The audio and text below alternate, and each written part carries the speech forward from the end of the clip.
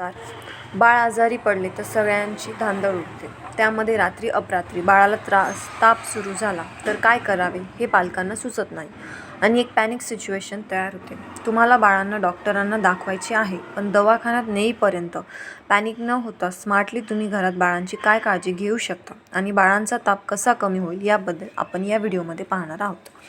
सर्वात प्रथम ताप येण्याची कोणती कारणे आहेत हे जाणून घेऊ. सर्वात प्रथम आपल्या शरीरामध्ये कोणत्याही प्रकारचे इन्फेक्शन झाले असेल तर त्याच्या विरुद्ध आपली रोगप्रतिकारशक्ती काम करत असते.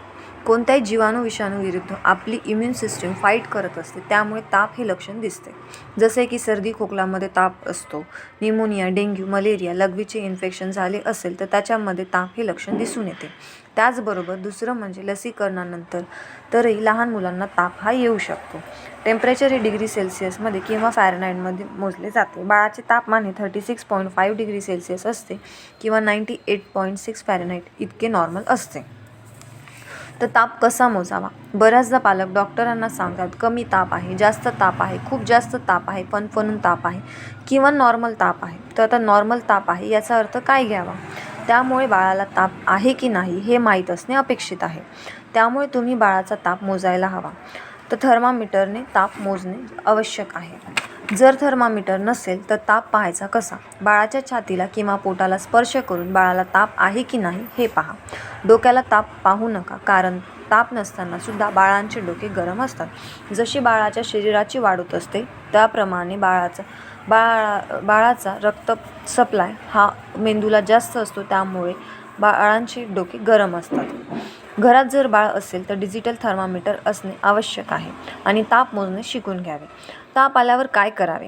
तर सर्वात प्रथम बाळाला तापाचे औषध पाजा. पॅरासिटामॉल हे औषध तापासाठी सर्वात सुरक्षित समजले जाते किंवा तुमच्याकडे तुमच्या डॉक्टरांनी दिलेले तापाचे औषध असेल आणि सध्याच्या बाळाच्या वजनानुसार डोस माहीत असेल तर द्यावा. बाळाचे वजन जसे वाढते तसे औषधाचा डोसही बदलत असतो. त्यामुळे बाळाच्या सध्याच्या वजनानुसार औषधाचा डोस देणे तितकेच गरजेचे आहे. औषध देण्यापूर्वी बाटली व्यवस्थित हलवून घेणे गरजेचे आहे. तसेच नेहमी डॉक्टरांच्या सल्ल्याने तापाची एक बाटली घरात शिल्लक ठेवावी. नंबर 2 म्हणजे स्पॉन्जिंग करा. बरेच पालक मुलांना ताप आल्यानंतर मिठाच्या पाण्याच्या पट्ट्या कपाळावर ठेवतात, पण फक्त कपाळावर पट्टी ठेवून बाळाचा ताप पटकन कमी होत नाही. त्यामुळे ताप असताना स्पॉन्जिंग म्हणजे अंग पुसून घ्या. उन्हाळ्यात नॉर्मल पाण्याने आणि हिवाळ्यात कोमट पाण्याने पुसून घ्या. अदरवाईज तापाचे औषध पाजून मुलांना अर्धा पाऊण तास उघडे ठेवा. नंबर 3 हायड्रेशन मेंटेन ठेवा. तापामध्ये मुलांच्या शरीरातील पाणी टिकवून ठेवणे तितकेच गरजेचे असते. हायड्रेशन प्रॉपर असेल तर ताप पटकन कमी होण्यास मदत होते. त्यामुळे 6 महिन्याच्या आत बाळ असेल तर आईचे दूध बाळाच्या भुकेनुसार द्या आणि 6 महिन्याच्या वरील बाळांना आईच्या दुधासोबतच पातळ पदार्थ सुरू ठेवा, जसे की साधे पाणी, नारळ पाणी, सूप, पातळ डाळ खिचडी, वरण भात इत्यादी. आता आपण ताप असताना काय करू नये हे जाणून घेऊया. नंबर 1 ताप असताना मुलांना खूप कपड्यात गुंडाळून ठेवू नका. बाळाला ताप आहे म्हणून दरवाजा खिडक्या बंद करून मुलांना खूप कपड्यांमध्ये गुंडाळले जाते. त्यांना स्वेटर, कानटोपी, हातमोजे, पायमोजे घातले जातात. परंतु ताप असताना मुलांना जास्त कपडे घातले तर ताप पटकन कमी होत नाही. त्यामुळे ताप कमी होईपर्यंत मुलांना उघडे ठेवा. ताप कमी होईपर्यंत फॅनही सुरू ठेवू शकता. ताप कमी झाल्यानंतर बाळाला व्यवस्थित कपडे घाला. नंबर 2 त्याच औषधाचा दुसरा डोस लगेच देऊ नका.